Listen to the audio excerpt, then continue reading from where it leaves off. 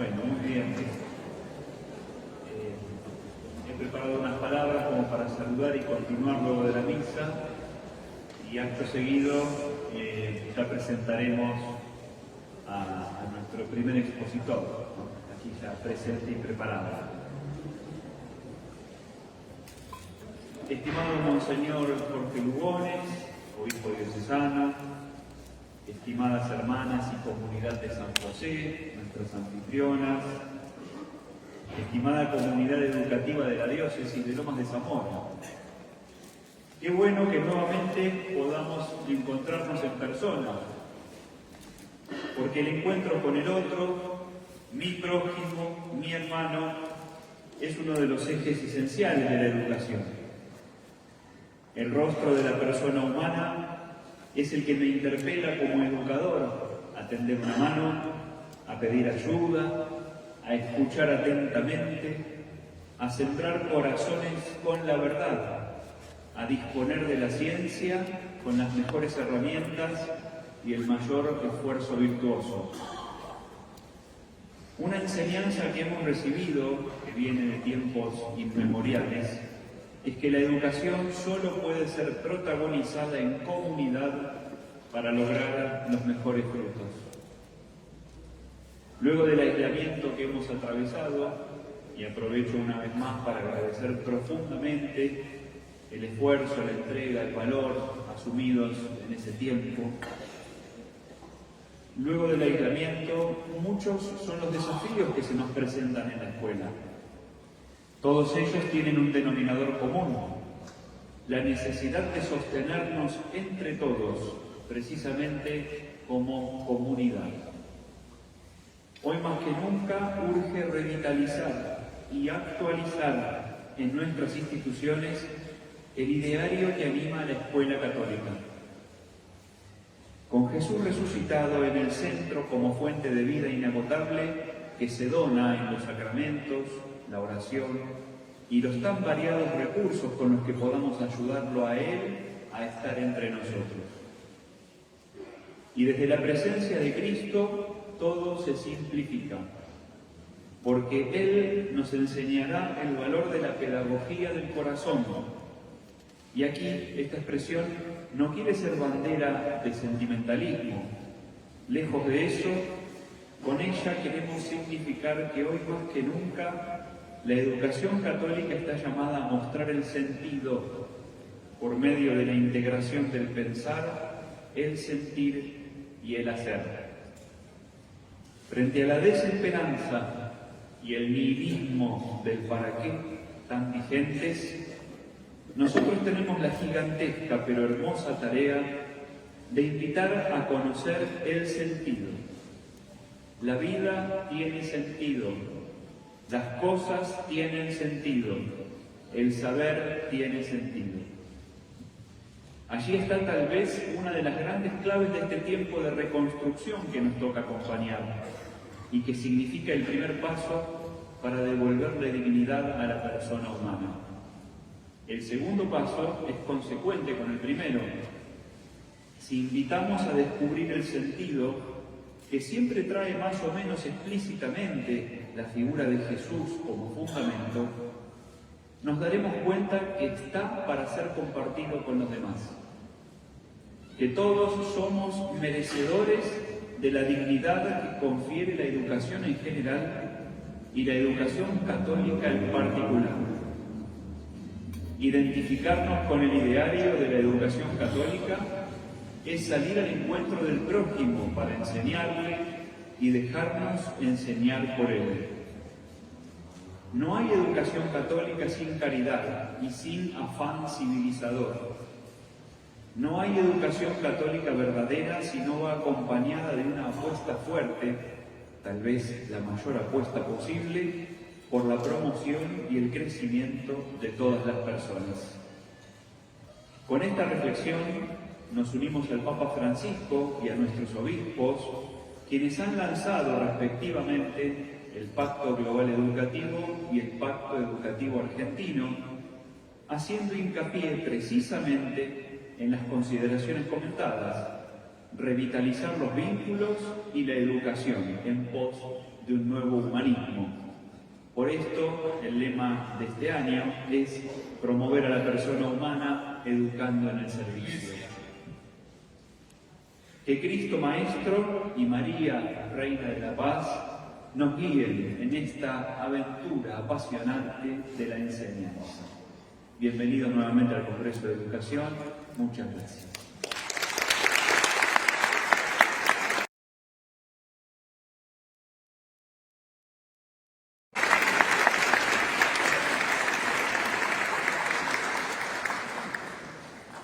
Bueno, muy bien. Vamos a presentar a nuestro primer conferencista de hoy, aquí presente, Martín Susnik. Es profesor de filosofía por la UCA, ejerce su docencia en los niveles medio en el Colegio San Francisco de Asís de Lanús y el Colegio Manuel Belgrano de la Ciudad de Buenos Aires, y también en el nivel superior, en el Instituto Superior Marista y el Instituto Superior Nuestra Señora de la Paz. También se desempeña como docente universitario en la Universidad Católica de La Plata. Es miembro de la Fundación Comar en Argentina y miembro de la Fundación Filosofía Perennis de Eslovenia. Publica artículos en revistas académicas y de difusión y ha dado varias conferencias y cursos en Argentina, Latinoamérica y Europa. Muchas gracias, Martín, por estar con nosotros. Bienvenido. Gracias.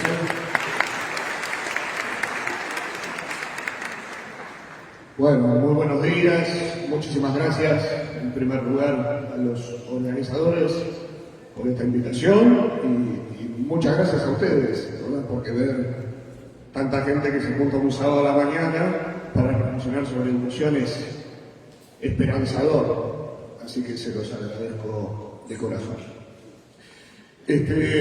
Bueno, bajamos al momento para que no se nos haga tan largo.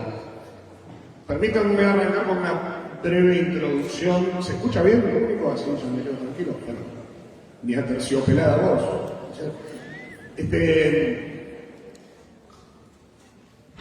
Una introducción, les decía, y una breve confesión, porque bueno, cuando Ignacio me convocó para participar de este encuentro hoy, obviamente le pregunté un poco cuál sería la idea o de qué le parecía que estuviese piola, que yo pudiese hablar, y él me recomendó que hablase de algo vinculado con la identidad de la escuela católica. Bueno, un tema que en principio me pareció mejor gambetear un poco, porque iba a ser un tema muy complejo, incluso podría llegar a presentarse polémico. Yo además no los conozco mucho, así que depende un poco de eso cómo uno podría llegar a plantearlo.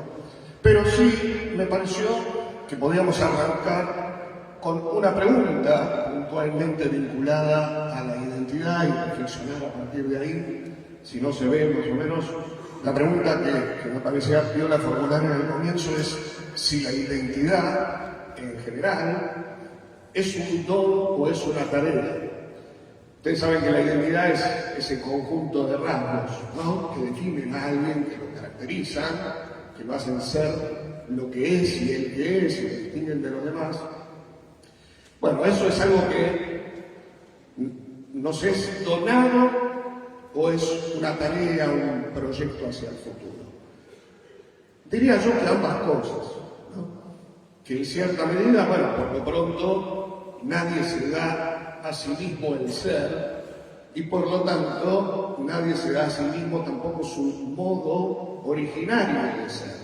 El ser es, en cada caso, en cada uno de nosotros, y también en el caso de las instituciones, además, un don, y ese ser nos es dado de una manera. Pero al mismo tiempo, ese modo de ser con el que venimos al mundo y que nos es regalado, no se encuentra todo él terminado, acabado, sino que está lleno de virtualidades, digamos así, que todavía esperan ir desplegándose, desarrollándose a lo largo del tiempo. Y entonces, esta identidad donada es al mismo tiempo un proyecto hacia el futuro, y en ese sentido es un desafío y una tarea. Tenemos que ir cambiando con el paso del tiempo para ir desplegando esas virtualidades. Cambiando, no para traicionarnos a nosotros mismos, no para falsearnos, para adulterarnos, sino para seguir siendo lo que somos y de hecho con el objetivo de serlo cada vez más plenamente. Y ese es uno de los desafíos, me parece que también se le plantea a la educación. Siempre, y quizás hoy más que nunca, porque vivimos en una época de mucho cambio, ¿no? La educación necesita cambiar, necesita renovarse, no para dejar de ser educación, sino para seguir siendo y, en la medida de lo posible, para hacerlo cada vez más plenamente. Esa es, me parece, un poco la vocación que tuvieron los grandes innovadores pedagógicos en la historia, entre los cuales de hecho hay muchos católicos, ¿no?, que no tenían la intención de reinventar la educación, de volver a inventar la pólvora, sino anclados en una clara mirada de lo esencial, de lo que la educación en su esencia es, puede ser y debe llegar a ser. Supieron ver qué es lo que había que renovar, en un sentido un poco más periférico, para poder entonces ofrecer aquello que la sociedad de cada época necesita. En ese sentido, sí, mi invitación es va un poco por ese lado, ¿no? Volver a pensar qué es lo esencial de la educación para después tener más claro el panorama de qué debemos modificar, qué debemos mantener en diálogo con las necesidades de nuestra época.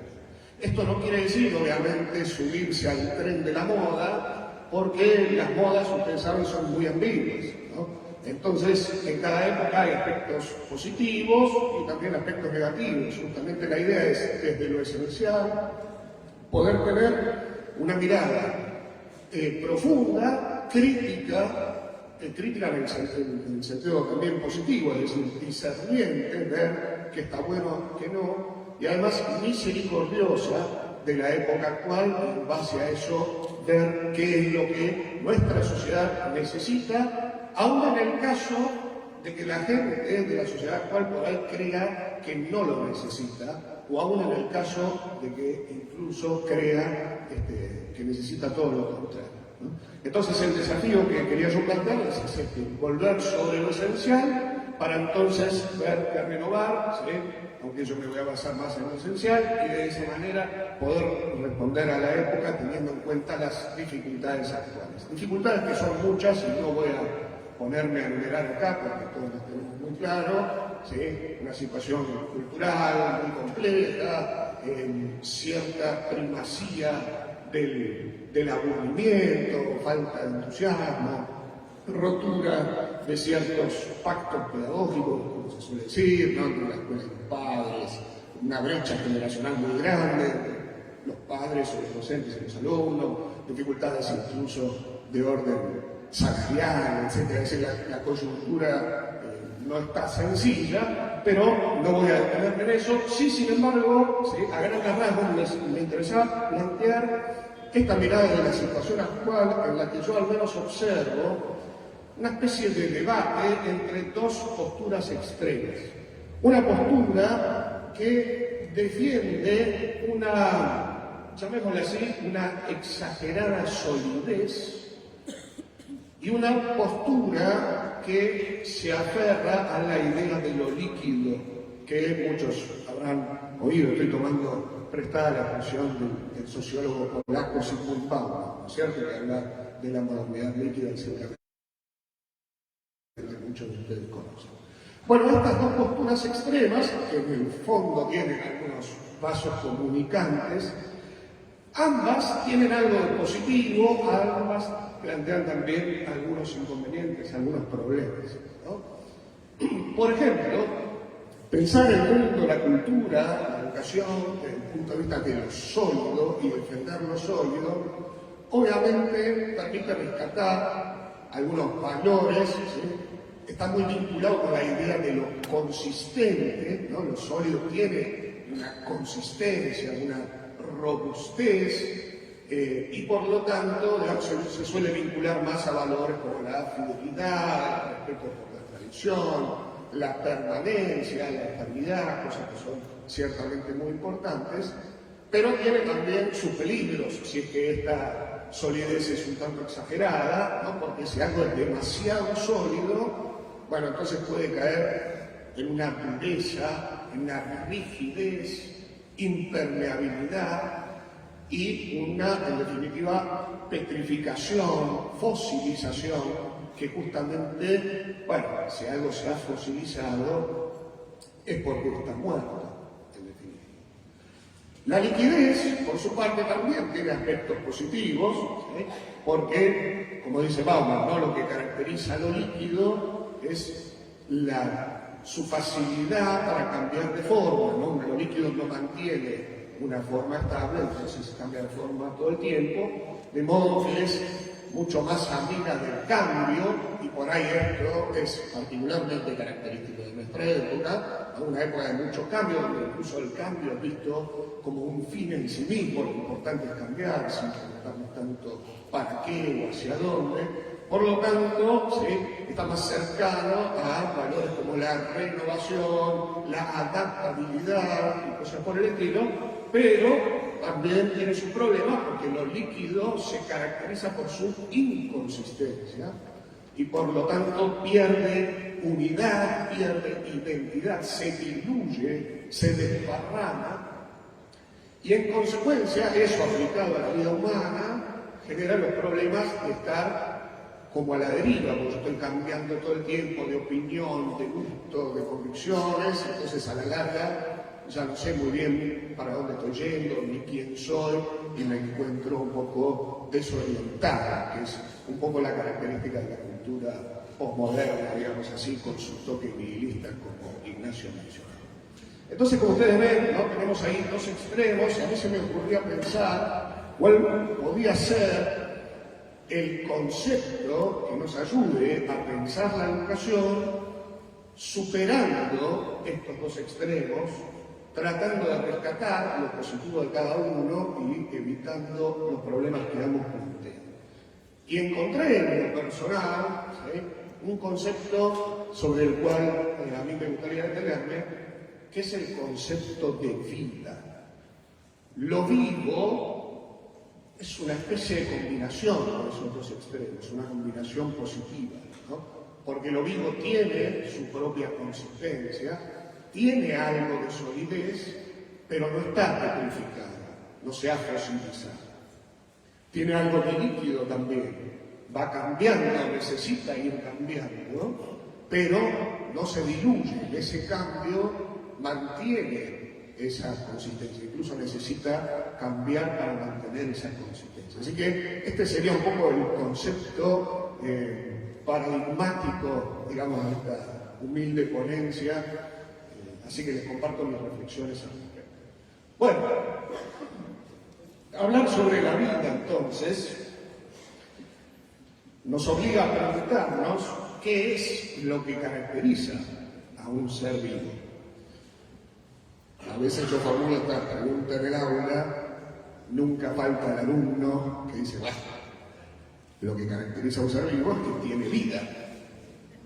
Sí, está bien, muchas gracias, ciertamente, ¿no? No falta la verdad, este alumno mío, pero también está claro que no ha respondido satisfactoriamente al interrogante. Algunos se animan un poco más, dicen, bueno, lo que caracteriza al ser vivo es que realiza una serie de cosas. Algunos hacen así porque están pensando eso, ¿no? Realiza una serie de funciones, nacen, crecen, se reproducen, mueren, etc. Sí, muy bien, efectivamente. Y de hecho, ¿cómo llamamos a esas funciones? Las funciones vitales. ¿Y qué es lo que tienen que las hace vitales?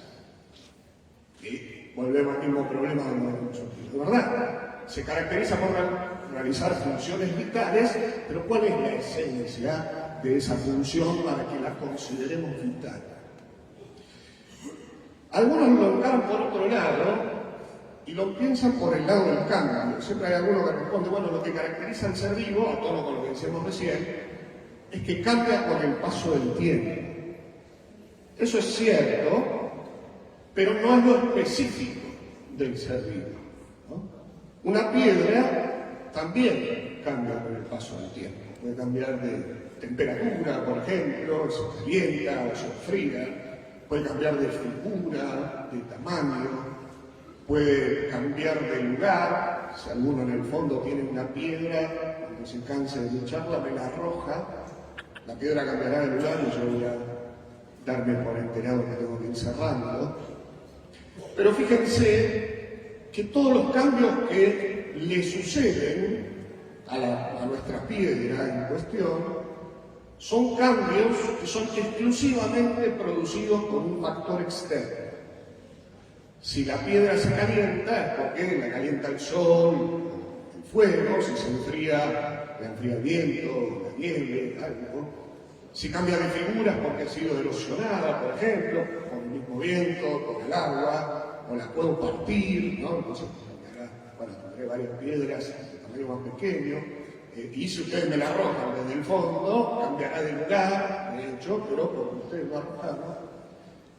Pero la piedra, sobre sí misma, bueno, básicamente no hace nada, es meramente pasiva frente a la acción de este agente externo. El ser vivo, en cambio, es distinto, y ahí está lo maravilloso que tiene. El ser vivo ciertamente necesita del factor externo. Por ejemplo, una planta necesita de la luz para poder hacer la fotosíntesis, pero no es el sol el que hace la fotosíntesis en la planta. Es la planta misma la que hace la fotosíntesis desde adentro suyo, aprovechando eso que le viene de afuera. Esta es la característica esencial de lo vital. Hace algo desde adentro de sí mismo.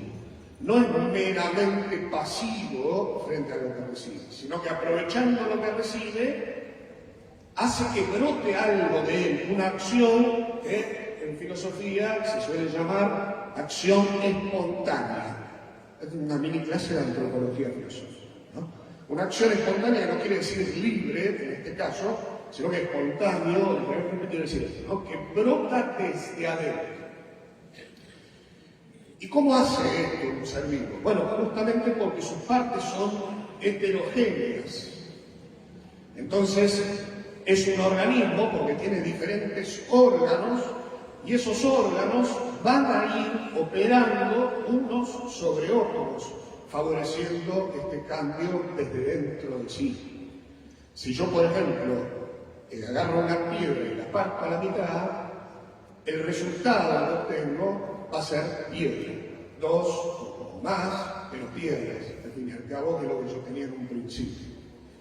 Si yo, en cambio, disculpen ustedes la violencia de la imagen, agarro un gato y lo parto a la mitad, el resultado no es un gato, porque sus partes son distintas, están ordenadamente distribuidas y se diferencian entre sí para que una pueda obrar sobre la otra.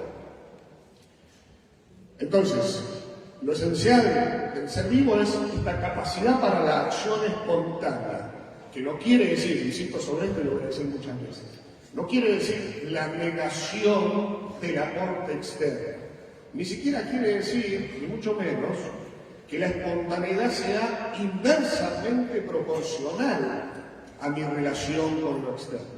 De hecho, es al revés, ¿no? Cuanto más profundamente se vincula un ser vivo con lo otro, tanto más va a poder hacer después algo espontáneamente desde sí mismo. ¿Y a dónde se dirige eso que hace desde adentro suyo? Se dirige al ente vivo mismo.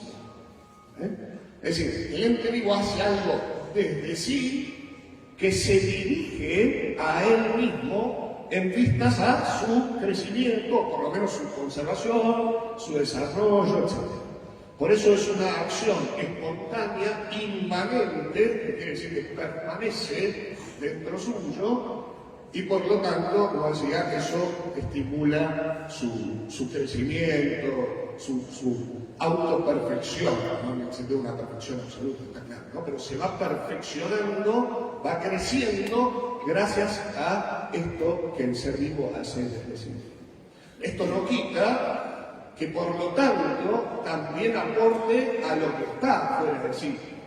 Una plantita que crece, bueno, realiza una acción en sí misma para crecer, esto la autoperfecciona, pero al desarrollarse obviamente también favorece al entorno, al ecosistema, que siempre como si estuviera dando una clase de biología, entonces es una sensación muy rara porque no es mi especialidad ni mucho menos, pero al ser más sí misma también favorece a los que la rodean, ¿no? Bueno, y esto se puede aplicar a la educación.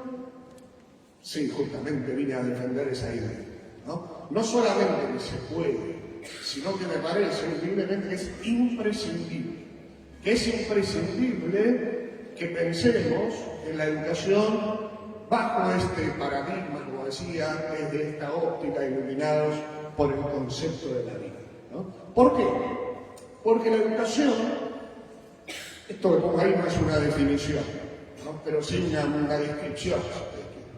Es una actividad, de hecho una serie de actividades, un proceso, mediante el cual el educando produce una serie de cambios que le permiten desarrollarse. Y acá, la clave, acá lo que venimos diciendo, es que a la larga, eso es algo que tiene que hacer el educando, el alumno o el hijo, o de quien se trata. Tiene que tratarse de algo que el pibe hace desde adentro de sí y que redunda en el beneficio de él mismo. Tiene que ser una actividad en ese sentido espontánea, inmanente y autoperfectiva. Esto quiere decir que lo que viene de afuera o lo que tenemos para aportar desde afuera no es importante, no, es clave, es fundamental. Pero quiere decir que nuestro aporte desde afuera, como educadores, tiene que apuntar, tiene que estar orientado a que después el chico haga algo desde sí. De lo contrario, la educación no va a estar viva. De lo contrario, vamos a caer en la tentación de una educación puramente extrínseca, tratando de imponerle algo al alumno, al educando, y eso, en definitiva, significa que estamos ejerciendo sobre él un dominio, y un dominio violento, porque no estamos respetando su propia naturaleza, que es en lo que consiste la violencia. Estamos concibiendo, si fuera el caso, al alumno como algo amorfo, una especie de arcilla, de plastilina, sobre el cual nosotros tenemos que imponer nuestro moldeado extrínseco, sobre el cual tenemos que ir poniendo etiquetas, conocimientos, valores, etcétera, etcétera, habilidades y cosas por el estilo, como si se tratase, como si el alumno fuese algo muerto o inerte, para no ser tan. ¿Entienden? ¿Sí? Bueno, me parece entonces la clave es pensar en una educación que no sea extrinsecista, si me permiten, que no ciertamente, como digo recién, ¿no? El aporte desde afuera va a ser fundamental, pero que ser un aporte que apunte a lo intrínseco, que apunte a aquello que el alumno tiene que sacar y hacer desde adentro de sí. Como sabrán, de sobra seguramente, porque cursaron filosofía de la educación, ese tipo de cosas, la misma palabra educación en su etimología hace referencia a esto. La palabra educación viene del latín, este es vicio del profesor de filosofía, que va a meter algunas etimologías porque si no, no me van a caer en la filosofía. Viene del latín, del educere, que a su vez, según sostienen muchos, viene de ex ducere o ducere, si prefieren el latín eclesiástico, ¿no? Que quiere decir conducir desde, ex siempre hace referencia a esta idea de salida, ¿no? y ducere, bueno, de ahí viene conducción, conductor. Bueno, entonces la educación se trata de conducir hacia afuera algo intrínseco. Algo tiene que, por lo tanto, salir desde adentro del educando y florecer, digamos así.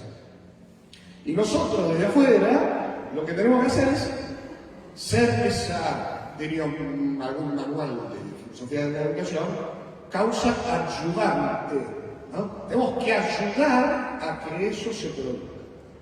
Tenemos que ayudar desde afuera a que el otro desde adentro pueda crecer. ¿Y cómo se ayuda a crecer a un ser vivo? Una plantita. No estoy diciendo que los algunos sean plantas, algunos a veces, bueno, los hacen dudar. Pero yo no ayudo a una planta a crecer agarrándola del tallo y de la base y empezando a estirar. Eso no ayuda a crecer a la planta, por el contrario, así la voy a terminar rompiendo, o la estoy violentando. ¿Qué hacemos para que una plantita pueda crecer? Bueno, por lo pronto tenemos que cultivar la tierra, que la tierra sea fértil, plantarla en tierra fértil, asegurarnos que esté ubicada en un lugar donde le dé la luz del sol, asegurarnos de que le llegue el agua, si le llega por alguna vía natural, buenísimo, y si no, nosotros imitamos a la naturaleza, provocando esa especie de lluvia artificial, que es el riego, ¿no? Imitamos a la naturaleza en su labor para que en base a eso pueda nutrirse, y eventualmente, no sé si se va a ver bien la fotito, pero eventualmente, si los factores externos son perjudiciales, que a veces lo son, podría venir, por ejemplo, un ciclón, ¿sí? y quebrar la plantita en cuestión, o puede haber también dificultades intrínsecas a la planta por alguna falla o algo que no esté funcionando adecuadamente y la planta empieza a crecer torcida. Bueno, poner un tutor, ¿no? Eso es lo que quise, de eso es la foto, pero no se ve, ¿no? Ahí ponemos un palito, ¿sí? Que indique cierta rectitud, y la planta y ese tutor necesitan estar vinculados, atados, para que la planta pueda enderezarse, ¿no? Para que se pueda enderezar lo que viene torcido, para que se pueda ortopedizar, en última instancia, lo que se ha quebrado. Pero fíjense que este tutor externo no es algo contrario a la espontaneidad de la planta. No es algo que la está aplastando, que la está reprimiendo. Es algo que la está conduciendo para que la espontaneidad de la planta funcione de mejor manera, para que su vida se despliegue de la manera más adecuada. Bueno, la metáfora va quedando más o menos clara, ¿no? Entonces podríamos preguntarnos, por ejemplo, en el ámbito educativo, cómo se aplica esto a algunas enseñanzas. No me voy a detener en todas las variantes, porque hace un tiempo leer. Y la verdad que escuchar la charla del profe de filosofía un sábado a las 10 de la mañana es todo un desafío, me imagino, ¿no? Pero, por ejemplo, ¿cómo aplicamos esto a la enseñanza de los contenidos?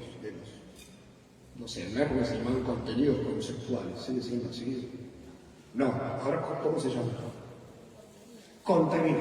En una época eran conceptuales, procedimental. Verán que no le doy mucha bolilla a esa gente, ¿no? Pero bueno, todos salen al clavo de referencia, ¿no? Esto obviamente está vinculado con el tema del conocimiento. No es lo único, pero es el tema que obviamente en el ámbito educativo, el conocimiento y por lo tanto el tema de la verdad, bueno, es ciertamente uno de los ejes centrales, ¿no? Así que, ¿cómo podríamos pensar esta educación vital en relación con el tema del conocimiento y la enseñanza de los contenidos? Y sigo con las metáforas, mis metáforas botánicas, ¿no? Fíjense que el tema del conocimiento, el conocimiento, mejor dicho, es en cierta medida parecido a la nutrición. No es lo mismo, a veces conviene una cosa, a veces otra. Es mejor comer una media luna que solo mirarla, es cierto. Pero hay una similitud, porque en los dos casos, tanto en la nutrición como en el conocimiento, se da más o menos esta dinámica.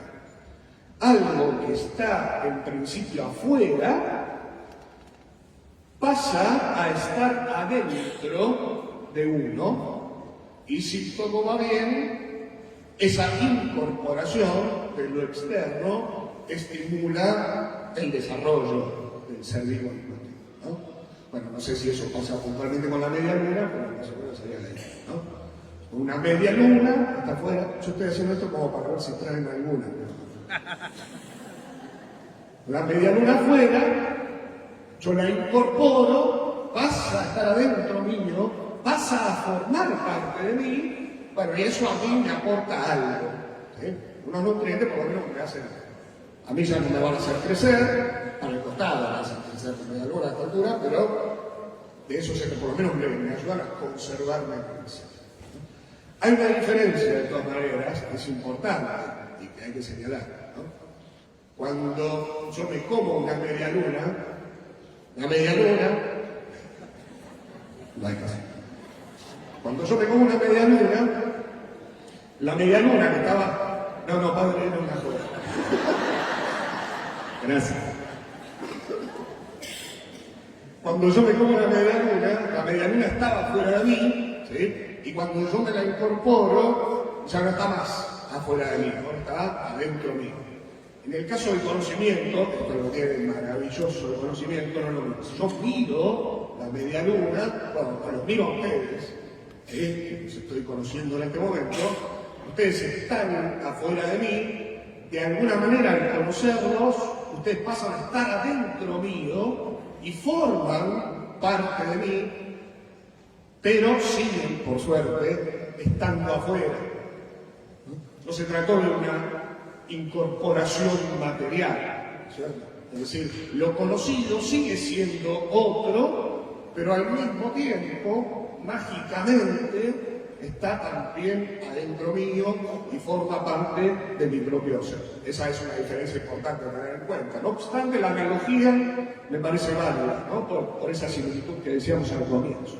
Y fíjense ustedes, ¿qué es necesario para que se produzca la nutrición? Bueno, por lo pronto, primero, de vuelta, necesitamos el factor externo, la media luna, el alimento, algo, ¿no? Algo desde ahí afuera de nosotros. Por eso solo, claro, que no alcanza. Después viene un segundo paso que hace de puente, ¿no? Porque justamente lo externo pasa a estar adentro de uno, y eso tiene que ver con la ingesta. En la ingesta, entonces, es esa vinculación de lo extrínseco con lo intrínseco. Como tiene algo de extrínseco, la ingesta incluso podría, hasta cierto punto, ser forzada de afuera, ¿no?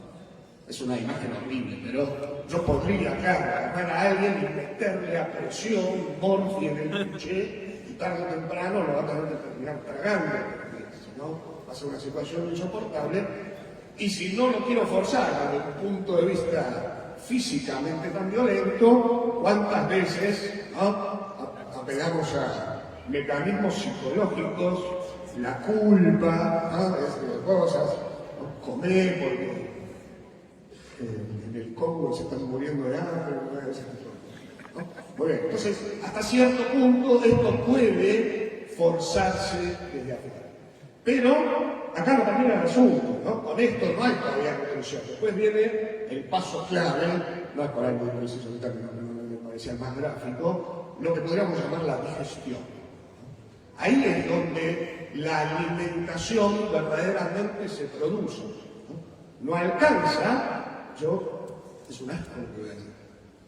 Podría forzar meterle comida a algo que está muerto, y no va a haber alimentación. Porque va a eso que viene específicamente desde adentro, lo que el ser vivo tiene que hacer él, que es incorporar eso hacerlo formar parte de su propio ser y por lo tanto aprovecharlo para su desarrollo. Bueno, con el conocimiento, haciendo la analogía, pasa algo similar, ¿no? Para que haya conocimiento tiene que haber algo afuera, podríamos decir los datos, si les gusta, la información, la verdad, para decirlo de manera incluso más acertada y más profunda, ¿no? Eso tiene que estar, son como el alimento a partir del cual puede producirse el conocimiento. Después viene el segundo paso, que es la adquisición de esos datos, de esa información, que en cierta medida puede forzarse desde afuera. En cierta medida podemos obligar al otro a que adquiera una serie de datos, que los memorice mecánicamente, porque si no, después cuando le tomemos prueba le va a ir mal, vamos a tener en diciembre, en febrero, ese tipo de cosas. Es decir, esto puede de alguna manera obligarse, puede forzarse, pero ciertamente con estos dos puntos todavía no alcanza. Ahí todavía no hay verdadero conocimiento. Y por lo tanto no hubo verdadero aprendizaje, en definitiva. Por eso, una educación que sea meramente informativa no es en el fondo verdadera educación. Un docente que es un mero informador no es, auténticamente hablando, un docente.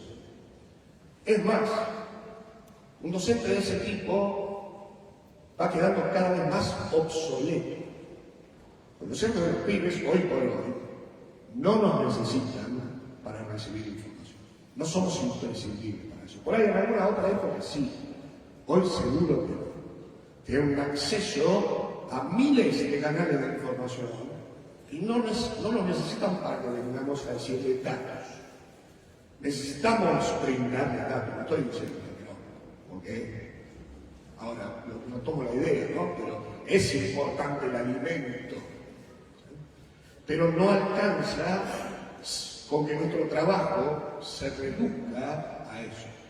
Porque para que haya verdadero conocimiento, tiene que darse esa especie de digestión que es donde se da la aprendizaje. Esos datos incorporados, adquiridos, tienen que ser digeridos para que pasen a formar parte del ser del educado. Y es ahí donde serán para él verdaderamente nutritivos. Entonces, el conocimiento, vuelta, es algo, como decíamos recién, hace un rato, algo que tiene que ser, en última instancia, el educando mismo, el alumno mismo. Tiene que ser algo que brote desde adentro de él. Esto lo tenía muy en claro, recordarán ustedes, Sócrates, ¿no? ¿Se acuerdan? Seguramente la idea de la mayéutica socrática, ¿no? La palabra mayéutica hace referencia al trabajo de una partera. La mamá de Sócrates era partera, de hecho, y él decía, bueno, mi laburo es muy parecido al de mi vieja, ¿no? Solo que mi vieja trae a luz personas, bueno, pues en definitiva, ¿sí? Lo planteaba así. En el conocimiento no se trata de eso, pero en el conocimiento, al igual que en el alumnamiento, se trata de parir la verdad, darla a luz. Por lo tanto, el maestro no es aquel que impone desde afuera una verdad, es aquel que está ahí para ayudar, para que sea el alumno mismo el que pueda dar a luz la verdad desde su interior. Esto no quiere decir que Sócrates fuese un relativista, como uno a veces, hay gente que lo piensa así, ¿no? Como cada uno da luz la verdad desde adentro, entonces cada uno tiene su verdad. Sócrates no pensaba así. Sí lo hacía Protágoras, que era de la misma época, pero Sócrates batalla en contra de esa idea. Para Sócrates hay una verdad, hay objetividad en la verdad, pero el encuentro con la verdad tiene que ser algo que se produzca en el interior, en el centro, en el corazón, como decía Ignacio, de cada uno de los sujetos cognoscentes. Por eso es fundamental que el docente ayude a que el alumno vea, pero el que tiene que ver es él. Pongo un ejemplo. Supongamos un profesor de matemáticas. Entonces entra el profesor y dice: hola chicos, hoy vamos a ver el teorema de Pitágoras. Pitágoras, el tipo rey grosso del siglo VI a.C., que descubrió un montón de cosas. Entre ellas descubrió que en el caso de los triángulos rectángulos, el cuadrado de la hipotenusa es igual a la suma de los cuadrados de los catetos. Esto es así, porque lo dijo Pitágoras, que era rey grosso, y les estoy diciendo yo, que soy profesor de matemática. Así que bueno, ahora vamos a aplicar esto a unos ejercicios y ustedes lo van a ir resolviendo. Entonces el pibe efectivamente aplica la fórmula del teorema de Pitágoras a unos ejercicios, lo resuelve, incluso lo resuelve bien, porque en el fondo Pitágoras tenía razón. Pero ahí no hubo verdadero conocimiento del teorema de Pitágoras. El pibe está aplicando esta fórmula que aparece ahí porque el profesor dijo que es así. O porque porque el profesor dijo que hay un tipo de hace 28 siglos que dijo que es así. Distinto es el caso de un profesor de matemáticas que viene y dice: bueno, ¿qué tal chicos? Hoy vamos a ver el teorema de Pitágoras. Pitágoras es un tipo riguroso, se lo sabrán, ¿no? Y resulta que descubrió que en los triángulos rectángulos el cuadrado de la hipotenusa es igual a la suma de los cuadrados de los catetos, y esto se demuestra, por ejemplo, así. Es la demostración más fácil. No sé si llega a ver, ¿no? Pero ahí, bueno, se ve de manera muy gráfica que eso es cierto. ¿No? Ven que la hipotenusa tiene como 5 cuadraditos. Entonces el cuadrado de esos 5 cuadraditos de 25, y resulta que 25 equivale a 16 más 9, ¿no? Que son los otros 2 cuadraditos, el resultado de los otros 2 cuadraditos. Lo mío no es dar clase de matemáticas, ¿no? Pero es muy gráfica la demostración, más gráfica obviamente que una demostración de tipo analítico, ¿no? Entonces, si yo muestro esto, el pibe ve que Pitágoras tenía razón. Bueno, y ahora vamos a hacer los ejercicios, es lo mismo. El pibe aplica la fórmula, hace los ejercicios que de todas maneras capaz que lo hacía bien, pero él ahora sabe que Pitágoras tenía razón, no porque lo dijo el profesor, ni siquiera porque lo dijo Pitágoras, sino que él pudo ver con sus propios ojos y su propia inteligencia, ¿no? Entonces, el conocimiento es auténtico porque es una acción espontánea que pudo hacer el alumno mismo. De modo que entonces, el conocimiento tiene que tener esas características de vitalidad que mencionábamos al comienzo. Y el maestro entonces, ¿qué tiene que hacer en esta nutrición del conocimiento, ¿no?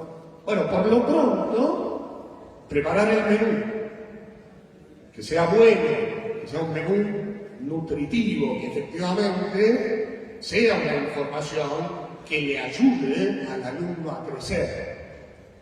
Eso, bueno, depende del caso. A veces tenemos más libertades para seleccionarlo, a veces no. Los de filosofía tenemos bastante libertad porque como no tienen al otro año de vuelta, sinceramente, si termino el programa o no me caliento.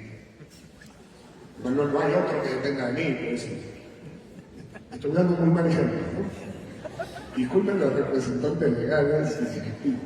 Pero no, entiendo que, por ejemplo, en el caso de lengua, matemática, que el otro año tienen de vuelta y tienen que cumplir con lo que nos indica el Job Safa. Pero por otro lado, entonces, preparar un buen menú que sea nutritivo, que efectivamente sea eficaz para el desarrollo, y que tiene que ver con la selección de los contenidos, otros llamados conceptuales. Y además que sea un menú atractivo, que tenga un rico olorcito, digamos así, ¿no? Porque si el menú no es atractivo, entonces, por más que sea muy nutritivo, no va a tener el morfar. Entonces uno se ve obligado a estar ahí metiéndole a la fuerza un alimento. No, te va a hacer bien, ¿no? Comer hacia que hace bien. Si uno lo prepara de modo atractivo, eso no hace falta. Si el plato es vistoso a los ojos, tiene rico olorcito, y esto tiene que ver con la didáctica, entonces la ingesta se da de una manera mucho más natural. Iba a decir algo y me olvidé. Bueno, se entiende la idea, ¿no? Y en segundo lugar, entonces, además de preparar el menú, y acá está, por ahí lo curioso, algo que en la nutrición estrictamente no se puede hacer. Yo le puedo enseñar a alguien a digerir, ¿no? En el sentido literal. Pero desde el punto de vista del conocimiento, sí.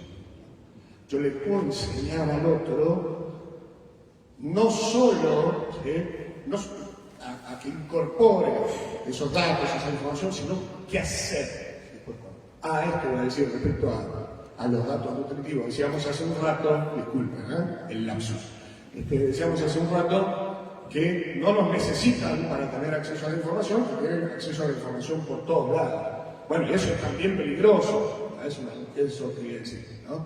Es decir, nosotros tenemos que seleccionar los datos para que no sean comida chatarra, porque comida hay por todos lados, pero hay mucha comida chatarra dando vuelta. Entonces, ya en esa labor de seleccionar el menú, nuestra labor es muy importante.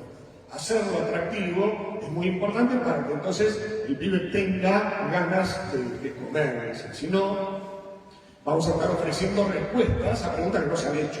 Es un garrón. Por ahí el tema está viola, por ahí es importante, si al pibe no le interesa, bueno, entonces voy a tener que forzar la ingesta. Y ahí está la cuestión didáctica de cómo mantener vivo el asombro, ¿no? De cómo despertar la curiosidad del educando. Bueno, y en tercer lugar decía, ¿no? Enseñar a digerir, enseñar a procesar eso, ¿no? ¿Qué hacer con esa información? Para que no sea esa educación meramente informativa que decíamos antes, que en el fondo no es verdadera educación, ¿no? Cómo procesar, cómo inferir, cómo sintetizar, cómo analizar, y toda esa serie de cosas que al momento del conocimiento son importantes para llegar a eso que es en definitiva lo que queremos, es que el pibe vea, que vea él. Pero eso lo tiene que hacer él. Parecido, ¿sí? Podríamos hacer una brevísima reflexión sobre el tema de la enseñanza de los valores. Se puede aplicar todo lo mismo a educación física, estética, no voy a estar acá toda la mañana, pero me parece importante señalar, porque es algo que además nos atañe a todos transversalmente, ¿cierto? No todos enseñamos matemática o biología, ya habrán notado que yo no soy profesor de ninguna de las dos cosas, no todos enseñamos lengua, no todos enseñamos filosofía, pero todos tenemos que aportar a la formación ética, a la formación moral de nuestros alumnos, y eso tiene que ver con la enseñanza de los valores. Bueno, acá hay un peligro análogo a lo que venimos mencionando, y es el de caer en una formación extrínseca de los valores, ¿sí? En una imposición desde afuera. Si lo vamos a ejercer de esa manera, el resultado no va a ser positivo, ¿no? Porque pueden suceder dos cosas. Que ante esa imposición externa el alumno sea sumiso respecto a lo que nosotros le proponemos, pero con eso estamos apagando su espontaneidad y no es la idea. O, que también sucede con cierta frecuencia, que el alumno, viendo que estamos tratando de imponerle algo desde afuera, se revele ante eso. Entonces transgreda, ¿no? Toda norma, toda norma de convivencia, toda formación ética que estemos tratando de aportarle. Ninguna de las dos son beneficiosas. Ya hemos dicho que la sumisión no es porque anula la espontaneidad. La rebeldía parece un poco más piola en ese sentido, pero a la larga tampoco la idea, porque la mera transgresión termina resultando desorientadora. Entonces el pibe a la larga, si transgrede todas las indicaciones, después no va a saber qué es lo bueno, qué es lo beneficioso, y por lo tanto no va a saber para dónde ir, y estando desorientado va a estar mucho más predispuesto a terminar siendo sumiso ante algunas otras propuestas que no sean las nuestras, que por ahí se le presentan de modo más atractivo. Bueno, ninguna de las dos funciona, y además es terriblemente desgastante para todos. Para nosotros, toma cierta fuerza ahí para tratar de meter algo, ¿sí? Y para los pibes que están, ya sea desgastándose porque pierden espontaneidad y por lo tanto energía, ya sea porque gastan mucha energía en rebelarse ante lo que nosotros proponemos. Entonces, ¿cuál sería la vuelta de tuerca? Bueno, lo mismo que venimos diciendo. Apuntar a la vivencia interna de los valores, ¿no? Que es algo muy positivo, difícil de lograr, ciertamente, sobre todo en algunos casos, pero si logramos eso, que los valores sean vivenciados desde adentro, al modo de la mayéutica socrática, eso va a ser para el otro, para el alumno, por ejemplo, algo mucho más motivador, ¿sí? Los valores, de hecho, tienen eso. Los valores, cuando son experimentados en cuanto tales, no reprimen, sino que motivan. Está bueno ir para allá. Y si allá hay algo que está bueno, yo tengo ganas, que eso me mueva. Motivar significa, de hecho, eso, ¿no? Y por lo tanto, me energiza, me da energía. También me ayuda a ordenarme, porque a mí me da un sentido incluso en el sentido de dirección. Entonces yo sé que voy para allá y eso me ayuda a jerarquizar los pasos, qué es importante, qué es muy importante, qué más o menos, ¿sí? Y a la larga ayuda a mejorar el modo de obrar de uno, y con ese modo de obrar, no como algo meramente extrínseco, como norma de comportamiento o convivencia, para que no nos agarremos a trompadas, sino que ese obrar se impregna en el propio ser del que obra bien y planifica su ser. ¿Cuál es el requisito para eso? Que haya vida interior. No puede haber, obviamente, vivencia interna de los valores si no hay una vida interior. Entonces, nosotros tenemos que apuntar al corazón, que decía Ignacio, ¿sí? No en un sentido romántico, sino en un sentido bíblico, el corazón como centro de la persona. Los valores tienen que llegar ahí y ser conocidos ahí. Por eso es clave que nosotros estimulemos la vida interior de nuestros alumnos. Eso está muy difícil, porque vivimos en una cultura muy extrinsecista, hiperestimulada, que nos desparrama y fragmenta nuestra interioridad. Bueno, hay que ayudar a recomponer eso, a que el alumno se concentre, no en el sentido de esfuerzo muscular, sino que esté en su centro para que los valores, por ejemplo, que estamos tratando de mostrarle, bueno, lleguen justamente al centro de la persona. Así que el requisito de la vida interior del alumno, para que pueda adherir a esos valores de modo auténtico, no porque si no me ponen las prestaciones, se llaman a mis viejos o lo que sea, ¿no? Porque se adhieren desde adentro, por más que los valores le hayan sido propuestos desde afuera, esa adhesión va a ser libre. Hay una interesantísima coincidencia ahí, sobre la cual valdría reflexionar y no lo voy a hacer ahora, entre obediencia y libertad. Uno obedece a lo que le presentan porque uno vio que está bueno. Entonces adhiere, obedece libremente. Y no menos importante, la vida interior del docente. Porque, como decía el cardenal Newman, ¿no? Solamente llega al corazón lo que sale de un corazón. Si nosotros los valores no los vamos a proponer desde el centro de nuestra interioridad, no vamos al centro, no hay forma. Y los pibes tienen un especial olfato para darse cuenta. Bien por ellos, dicho sea. Bueno, acelero un poco, ¿no? ¿Y cómo se hace? Todo muy lindo, típico de profesor de filosofía, mucha teoría. Y ahora vamos a los tips. Bueno, los de filosofía no somos muy buenos para eso, así que no esperen gran cosa, ¿sí? Nada más práctico que una buena teoría. Decimos siempre en filosofía, así que voy a aferrarme a eso, ¿no? Pero por lo pronto, 3 ideas muy sencillas y al mismo tiempo muy desafiantes. Me parece que de alguna manera tenemos que recuperar un concepto sano de autoridad.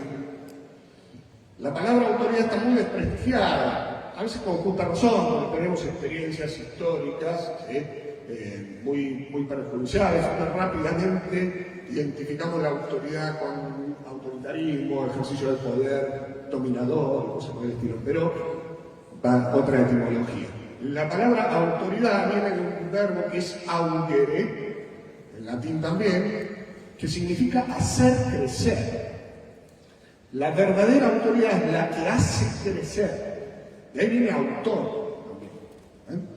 Entonces, recuperar ese lugar de una autoridad rectamente ejercida que hace crecer al otro, a tono con todo lo que venimos diciendo. ¿Y cómo se hace eso? Y el requisito indispensable es la encarnación.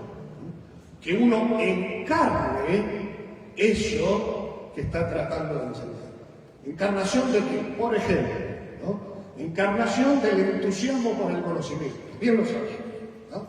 Cuando hay un tema que a mí me entusiasma, la clase casi seguro puede fallar, como decía Toussaint, porque a la larga hay algo que hace el alumno y si no quiere, no quiere, ¿no? Pero es mucho más probable que si yo estoy enganchado con el tema que voy a dar, la clase va a salir bien, se van a entusiasmar ellos. Si a mí me da fiaca ese tema, y es muy difícil. Uno está remando un dulce de leche, porque en el fondo a uno mismo no le interesa tanto. Entonces, encarnación de conocimiento entusiasmado, encarnación de valores vividos, lo que decíamos recién. Por lo tanto, encarnación de vida interior, encarnación de madurez, ¿no? Porque uno tiene que mostrar, la vida va por acá y está bueno. No, pues yo sea el ejemplo a seguir en el sentido de que el alumno tenga que ser como yo, Dios lo libre, ¿no? Pero yo sí tengo que tratar de hacer el esfuerzo por haber mandado, haber alcanzado en la medida de lo posible mi mejor versión, para que el alumno, viendo eso, diga, no, yo quiero ser como el profesor, sino que yo quiero ser como el profesor que logró ser él mismo de un modo más pleno. Por lo tanto, yo también estoy llamado a ser yo mismo de un modo más pleno. No como, bueno, a veces los profesores que tienen como una adolescencia regresiva, ¿no? Con los padres pasan lo mismo. Aprovechen el secundario, después la vida es una porquería.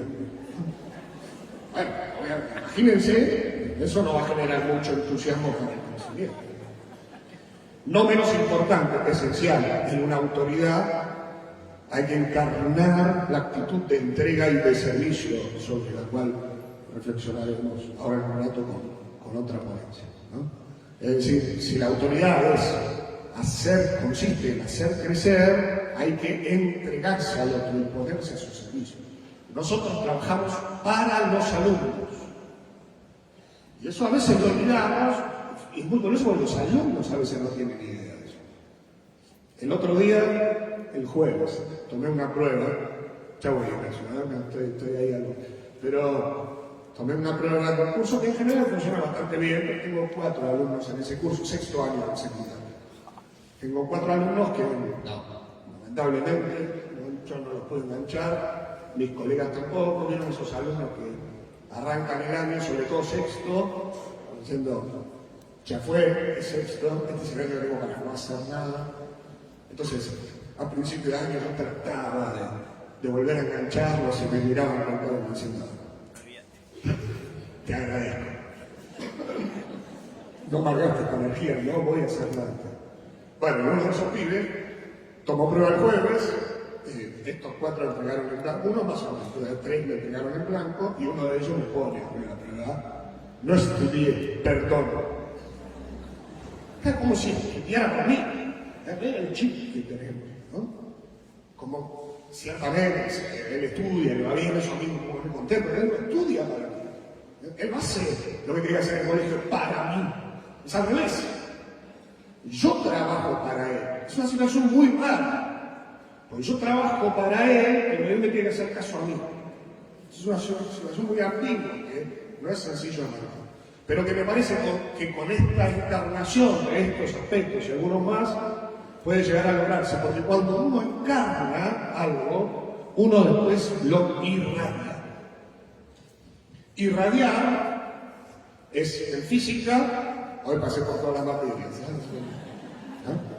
Despedir rayos de calor, de luz, alguna energía, ¿no? Bueno, el docente tiene que irradiar, tiene que iluminar, tiene que calentar en este sentido, ¿no? Tiene que despedir algo de sí, y la verdadera irradiación es esa que se da naturalmente. No hace falta hacer, cuando uno empieza a forzar alguna payasada, para eso también los chicos tienen un particular olfato. En cambio, cuando la irradiación es natural, uno simplemente, y esto es lo más difícil, curiosamente, hace que brote desde sí eso que uno es, y eso efectivamente puede llegar a ver. Decía el doctor Pomar, un filósofo argentino de origen esloveno, que uno enseña, lo sabemos, ¿no? Muy poco por lo que dice, un poco más por lo que hace, pero uno enseña sobre todo por lo que es. O sea, cuando uno es auténtico consigo mismo, irradia eso de manera no forzada, de manera no afectada, de manera, les diría, involuntaria. Las grandes personas influyen, no porque tienen ganas, no porque hacen un gran esfuerzo, pero influyen por lo que son, porque hay algo que naturalmente brota de ellos. Bueno, apuro un poco, ¿sí? Voy sobre el último renglón, porque un poco resume toda la idea. Entonces, ¿cómo es la dinámica de la vida? Ven que el ser vivo, en primer lugar, tiene que abrirse a algo otro, a ese factor externo, ¿no? Hay una pasividad inicial, pero una pasividad que después redunda en la acción propia, en la creatividad, etc., ¿no? El ser vivo se abre, como se abre, se recibe. Cuanto más desde su profundidad se abra, más profundamente recibe, más hondo cala en su interior. Cuanto más hondo cala en su interior, más lo va a poder hacer propio en base a ese hacer propio de los contenidos, de los valores, de las habilidades, etc. Eso estimula su crecimiento, y cuanto más crece, como decíamos al comienzo, más puede entregarle a otro, más al servicio va a estar de los demás. Bueno, y llegado acá, voy sobre el cierre, ¿no? ¿Estamos bien ahí? Más o menos. En el título yo ponía algo así como educación vital, un desafío de la educación católica. Ustedes me dirán, bueno, hasta ahora no apareció lo católico específicamente hablando, ¿no? Porque, en verdad, estas reflexiones que hemos hecho, a mí en lo personal, por lo menos me parecen válidas para toda educación que pretenda ser realmente educativa, si me permiten la expresión, tiene que ser una educación vital. ¿Dónde estaría el plus católico, digamos así, que es lo que también hoy nos convoca? Creo que no tenemos que pensar ese plus por lo pronto como algo extrínseco, algo que se juxtapone a esto que venimos diciendo, que se llama la educación debe ser esto, ponerle el tipo de formación, y además damos unas horas de catequesis y tenemos un departamento pastoral, etc., lo cual está muy bien.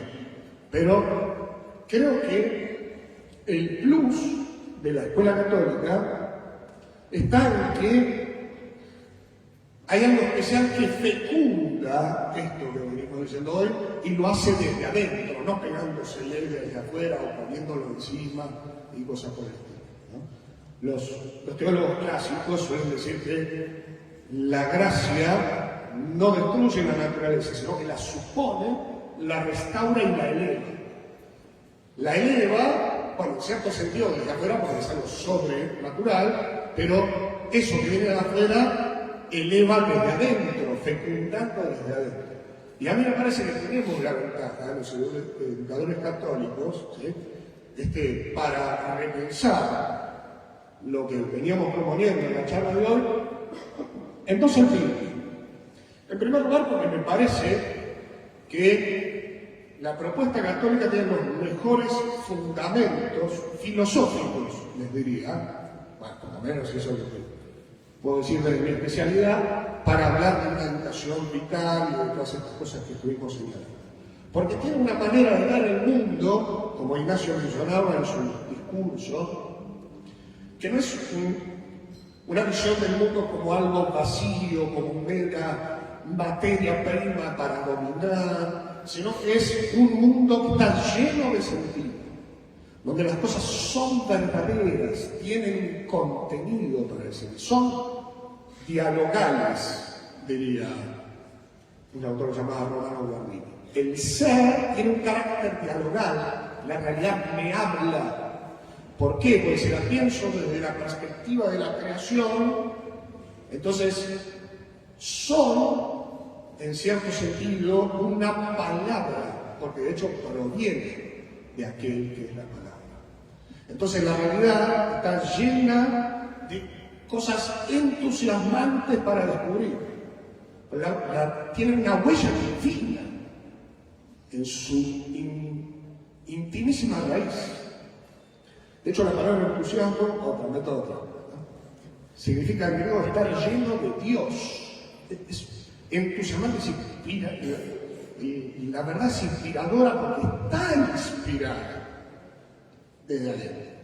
La realidad es valiosa, es buena, y por lo tanto es también respetable. Creo que esa propuesta cosmovisional, esa manera de mirar el cosmos, es el único fundamento desde el cual puede hablarse de una educación vital tal como la hemos planteado. En un sentido antropológico, porque dentro de esta propuesta el ser humano tiene una vocación especial, que es la vocación no a cambiar por cambiar, sino a ser cada vez más plenamente él mismo, desarrollar esas virtualidades que se encuentran en su esencia, y tiene una especial dignidad y un valor absoluto por el cual justamente la educación nunca puede consistir en esa dominación desde afuera, como si estuviésemos trabajando con marxistas. Hay algo absolutamente valioso, sagrado en cada uno de los alumnos, porque son personas, y el concepto de persona es de origen cristiano. A los antiguos no se les había ocurrido. Entonces, esa dignidad humana, ese valor absoluto, es el sustento antropológico desde el cual podemos decir lo que hoy, estoy tratando de compartir con todos ustedes. Y en segundo lugar, quisiera, porque me parece que además la educación católica tiene un inmejorable modelo que nos muestra cómo se hace. No nos va a salir a nosotros también, como a él, ¿no? Aunque tampoco la pasó tan bien, en cierto sentido. Así que eso también hay que saberlo. Pero tenemos un modelo en Cristo de esta manera de educar vitalmente. Porque Cristo es un maestro que habla con autoridad, pero en ese sentido sano que decíamos recién. Pero cuando decimos, este habla con autoridad y rabia. No porque se le está imponiendo de manera autoritaria, brota algo de sí que resulta convocante, que resulta atractivo, pues se nota que sabe.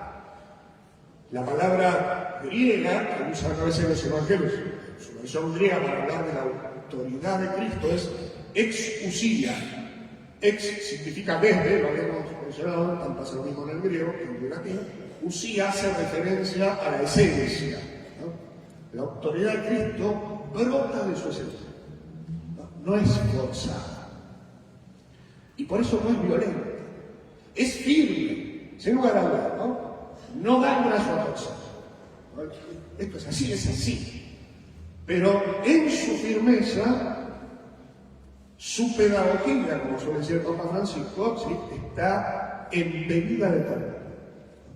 Ese es un gran salto. A veces, para hacernos más tiernos, perdemos cierta firmeza, y a veces para mantener la firmeza nos olvidamos de eso, ¿no? De la ternura, del carácter imprescindible del amor tierno, sincero, honesto por cada uno de nuestros alumnos. Y en último lugar, ¿sí? Es el gran modelo de esto que mencionamos hace un ratito, el gran modelo de la entrega. Porque es Dios que se hace hombre, se abaja. Es la palabra que digo para eso, que es kenosis. Van a poder chequear el fin de semana con tantas palabras en griego y en latín, ¿no? Kenosis significa abajamiento, anonadamiento. Dios se abaja, se agacha, viene Él a nosotros, sin dejar de ser Dios. Él se abaja perdiendo su lugar jerárquico. De hecho, puede entregarse plenamente a otro porque es plenamente sí mismo.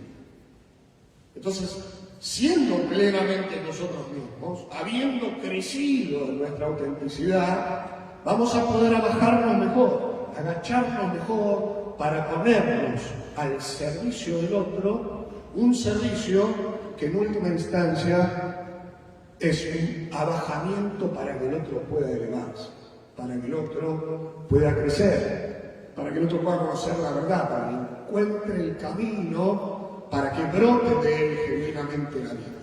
Especialmente con este modelo que de hecho es la verdad, el camino y la vida, que es la fuente del agua viva.